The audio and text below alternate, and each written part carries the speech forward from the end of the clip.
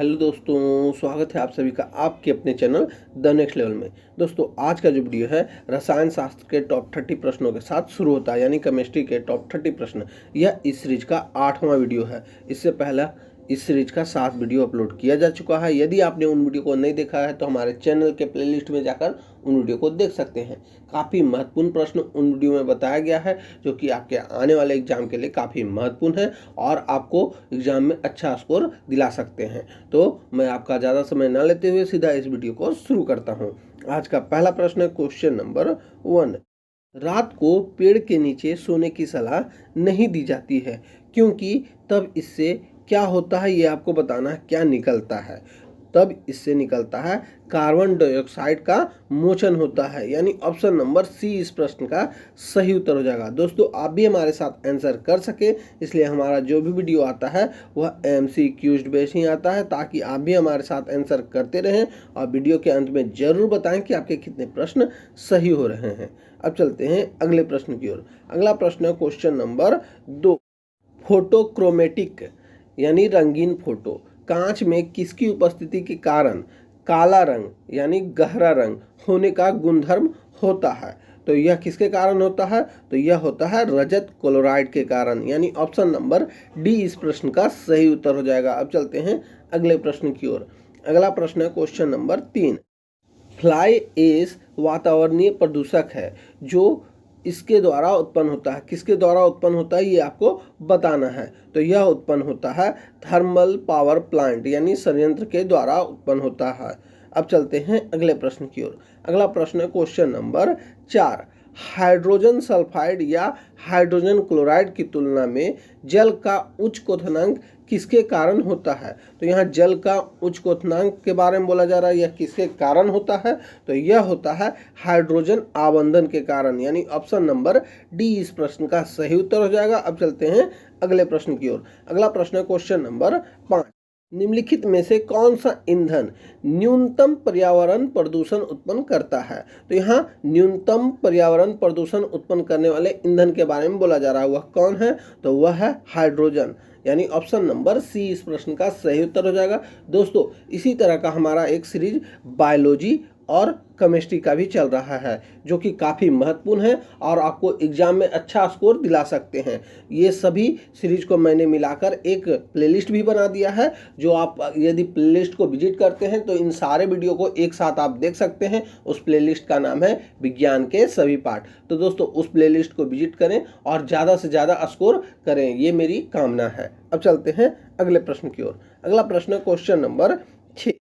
इसके द्वारा जल के प्रदूषण को साफ करने में बायोफिल्टर के रूप में पाइला ग्लोबोसा प्रयुक्त किया जाता है। किस लिए प्रयुक्त किया जाता है पाइला ग्लोबोसा को? तो ये आपको बताना है। तो यह प्रयुक्त किया जाता है कैडमियम के लिए, यानी ऑप्शन नंबर सी इस प्रश्न का सही उत्तर हो जाएगा। अब चलते हैं अगले प्रश्न की ओर। अगला प्रश्न क्वेश्चन नंबर 7। क्लोरीन है। क्लोरीन क्या है ये आपको बताना है। तो क्लोरीन जो है संदूषित जल में क्लोराइड को थोड़ी मात्रा में मिलाता है तब क्लोरीन मिलता है, यानी ऑप्शन नंबर ए इस प्रश्न का सही उत्तर हो जाएगा। अब चलते हैं अगले प्रश्न की ओर। अगला प्रश्न है क्वेश्चन नंबर 8। किसका प्रयोग करके कठोर जल और मृदुल जल की पहचान की जाती है? तो किसका प्रयोग करके कठोर जल और मृदुल जल की पहचान की जाती है?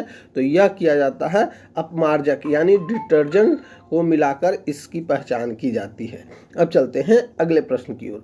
अगला प्रश्न है क्वेश्चन नंबर 9। निम्नलिखित में से किसको रंगाई में स्थापक के तौर पर इस्तेमाल किया जाता है? तो किसको किया जाता है? तो यह किया जाता है क्रोमियम लवण को, यानी ऑप्शन नंबर ए इस प्रश्न का सही उत्तर हो जाएगा। अब चलते हैं अगले प्रश्न की ओर। अगला प्रश्न है क्वेश्चन नंबर 10। पानी से लोहा तथा मैग्नीज किस प्रक्रिया से हटाया जाता है? तो पानी से लोहा तथा मैग्नीज जो है कौन सी प्रक्रिया द्वारा हटाया जाता है? तो उस प्रक्रिया का नाम है वायु मिश्रण, यानी ऑप्शन नंबर डी इस प्रश्न का सही उत्तर हो जाएगा। अब चलते हैं अगले प्रश्न की ओर। अगला प्रश्न है क्वेश्चन नंबर 11। किसके जल उपचार में फेरस सल्फेट का प्रयोग किया जाता है? तो किसके जल उपचार में फेरस सल्फेट का उपयोग किया जाता है? तो यह किया जाता है स्कंदन सहाय के रूप में, यानी ऑप्शन नंबर सी इस प्रश्न का सही उत्तर हो जाएगा। अब चलते हैं अगले प्रश्न की ओर। अगला प्रश्न है क्वेश्चन नंबर 12। क्रूड ऑयल को कभी कभी मधुर क्यों कहा जाता है? तो क्रूड ऑयल को कभी कभी मधुर इसलिए कहा जाता है क्योंकि यह सल्फर का अंश कम होने से कुछ मधुर होता है। तो यहाँ सल्फर का अंश इसमें कम होता है जिसके कारण यह मधुर होता है। अब चलते हैं अगले प्रश्न की ओर। अगला प्रश्न है क्वेश्चन नंबर 13। वायु में से कार्बन के कण निकालने के लिए कौन से सिद्धांत का प्रयोग किया जाता है? तो वायु में से कार्बन के कण निकालने के लिए कौन सा सिद्धांत का प्रयोग किया जाता है? तो उस सिद्धांत का नाम है वैद्युत कण संचालन। दोस्तों, यदि आपको यह वीडियो अच्छा लगे तो इस वीडियो को लाइक जरूर करें और अपने दोस्तों में जितना ज़्यादा हो सके इसे शेयर करें ताकि आपके दोस्त भी इस वीडियो को देखकर लाभ उठा सके। और इसी तरह का हमारा जो सीरीज चल रहा है बायोलॉजी और केमिस्ट्री को, उन वीडियो को भी जरूर देखें, या तो आप प्लेलिस्ट विजिट भी कर सकते हैं। अब चलते हैं अगले प्रश्न की ओर। अगला प्रश्न है क्वेश्चन नंबर 14। उच्च ऑक्टेन ईंधनों के उत्पादन में उत्प्रेरक के रूप में निम्नलिखित में से किसका प्रयोग किया जाता है? तो यहाँ उच्च ऑक्टेन ईंधनों की बात कही जा रही है इसके उत्पादन में। तो इसमें किसका प्रयोग किया जाता है? तो इसमें जो है प्रयोग किया जाता है H2SO4। H2SO4 को कहा जाता है सल्फ्यूरिक एसिड। ये आप याद रखेंगे, काफ़ी बार एग्जाम में क्वेश्चन पूछा जाता है सल्फ्यूरिक एसिड का केमिकल सूत्र क्या है? तो H2SO4 सल्फ्यूरिक एसिड का, ये आप याद रखेंगे। अब चलते हैं अगले प्रश्न की ओर। अगला प्रश्न है क्वेश्चन नंबर 15। गैस फ्लेम यानी ज्वाला के सबसे गर्म भाग को क्या कहते हैं?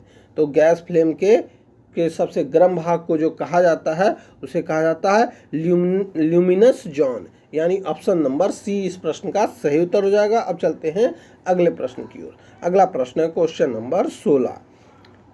किसी अयस्क को वायु की अनुपस्थिति में उसके गलन बिंदु से कम ताप तक गर्म करने को क्या कहते हैं? तो यहाँ गलन बिंदु के से कम ताप तक गर्म करने को क्या कहा जाता है, ये पूछा गया है। तो इसका सही उत्तर हो जाएगा निष्पादन, यानी ऑप्शन नंबर बी इस प्रश्न का सही उत्तर हो जाएगा। अब चलते हैं अगले प्रश्न की ओर। अगला प्रश्न है क्वेश्चन नंबर 17।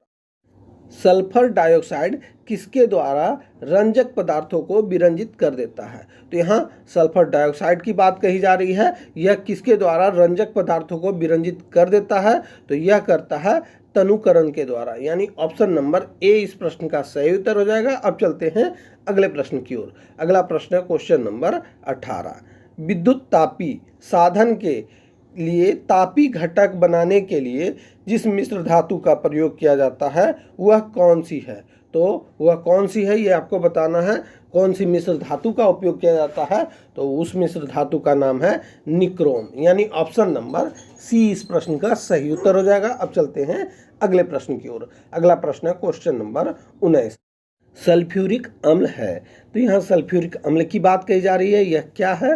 तो यह है द्विक्षारकी, यानी ऑप्शन नंबर बी इस प्रश्न का सही उत्तर हो जाएगा। अब चलते हैं अगले प्रश्न की ओर। अगला प्रश्न है क्वेश्चन नंबर 20। किसी चालक द्रव में विद्युत धारा प्रभावित होने पर डैश होती है, क्या होती है ये आपको बताना है।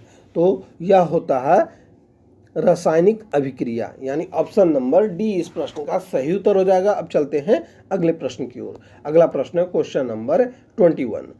लौह अयस्क में लौह के विन्यास में कौन सी प्रक्रिया सम्मिलित है? तो यह कौन सी प्रक्रिया सम्मिलित है इसमें? तो इस प्रक्रिया का नाम है अपचयन, यानी ऑप्शन नंबर बी इस प्रश्न का सही उत्तर हो जाएगा। अब चलते हैं अगले प्रश्न की ओर। अगला प्रश्न है क्वेश्चन नंबर 22। यशद पुष्प होता है, यशद पुष्प क्या होता है ये आपको बताना है। यशद पुष्प, तो यह होता है जिंक ऑक्साइड, यानी ऑप्शन नंबर सी इस प्रश्न का सही उत्तर हो जाएगा। काफ़ी बार पूछा गया ये प्रश्न है। जिंक ऑक्साइड को क्या कहा जाता है? तो यशद पुष्प भी कहा जाता है। अब चलते हैं अगले प्रश्न की ओर। अगला प्रश्न है क्वेश्चन नंबर 23। निम्नलिखित में से कौन सा सबसे सख्त स्कंध है ये आपको बताना है। तो सबसे सख्त स्कंध के बारे में पूछा जा रहा है, यह कौन है? तो यह है एल्युमिनियम क्लोराइड, यानी ऑप्शन नंबर बी इस प्रश्न का सही उत्तर हो जाएगा। अब चलते हैं अगले प्रश्न की ओर। अगला प्रश्न है क्वेश्चन नंबर 24। निम्नलिखित में से किस में सिल्वर नहीं होता है। तो किस में सिल्वर नहीं होता ये आपको बताना है। तो इसमें जो है ऑप्शन नंबर सी इस प्रश्न का सही उत्तर हो जाएगा। जर्मन सिल्वर में सिल्वर नहीं होता है। बाकी रूबी सिल्वर और लूनर कास्टिक और हॉर्न सिल्वर ये तीनों में सिल्वर पाए जाते हैं। अब चलते हैं अगले प्रश्न की ओर। अगला प्रश्न है क्वेश्चन नंबर 25। बेयर का अभिकर्मक क्या होता है। तो यहाँ बेयर का अभिकर्मक के बारे में पूछा जा रहा है, क्या होता है ये आपको बताना है। तो बेयर का अभिकर्मक जो है क्षारीय पोटेशियम परमैंगनेट होता है, यानी ऑप्शन नंबर ए इस प्रश्न का सही उत्तर हो जाएगा। अब चलते हैं अगले प्रश्न की ओर। अगला प्रश्न है क्वेश्चन नंबर 26। बाजार में उपलब्ध कंट्रासेप्टिव पिल्स में होता है।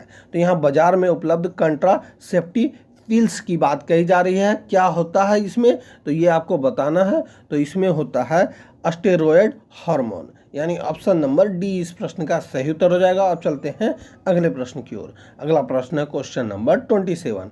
आग को बुझाने के लिए प्रयुक्त गैस है, कौन सी गैस है आग को बुझाने के लिए आपको बताना है। तो यह होता है कार्बन डाइऑक्साइड, यानी ऑप्शन नंबर सी इस प्रश्न का सही उत्तर हो जाएगा। अब चलते हैं अगले प्रश्न की ओर। अगला प्रश्न है क्वेश्चन नंबर 28। पसीने में होता है, तो पसीने में जल और क्या होता है ये आपको बताना है। तो जल के साथ पसीने में नमक होता है, यानी ऑप्शन नंबर सी इस प्रश्न का सही उत्तर हो जाएगा। अब चलते हैं अगले प्रश्न की ओर। अगला प्रश्न है क्वेश्चन नंबर 29। खारा पानी संकेत करता है, तो खारा पानी क्या संकेत करता है ये आपको बताना है। तो खारा पानी जो है संकेत करता है नमकीन पानी का, यानी ऑप्शन नंबर ए इस प्रश्न का सही उत्तर हो जाएगा। अब चलते हैं अगले प्रश्न की ओर। अगला प्रश्न है क्वेश्चन नंबर 30 और इस वीडियो का आखिरी प्रश्न है, संवेदनहारी के रूप में निम्नलिखित में से किसका प्रयोग किया जाता है। तो यह इसमें किसका प्रयोग किया जाता है, तो इसमें प्रयोग किया जाता है N2O का, यानी नाइट्रस ऑक्साइड का। तो दोस्तों यहीं पे हमारा यह वीडियो समाप्त होता है। उम्मीद है कि आपको ये क्वेश्चन अच्छे लगे होंगे और आपने पिछले सारे वीडियो को भी देखा होगा और जितना हो सके अपने दोस्तों में इस वीडियो को शेयर भी किया होगा। तो अब मैं मिलूँगा आपसे अगले वीडियो में, तब तक के लिए जय हिंद, वंदे मातरम।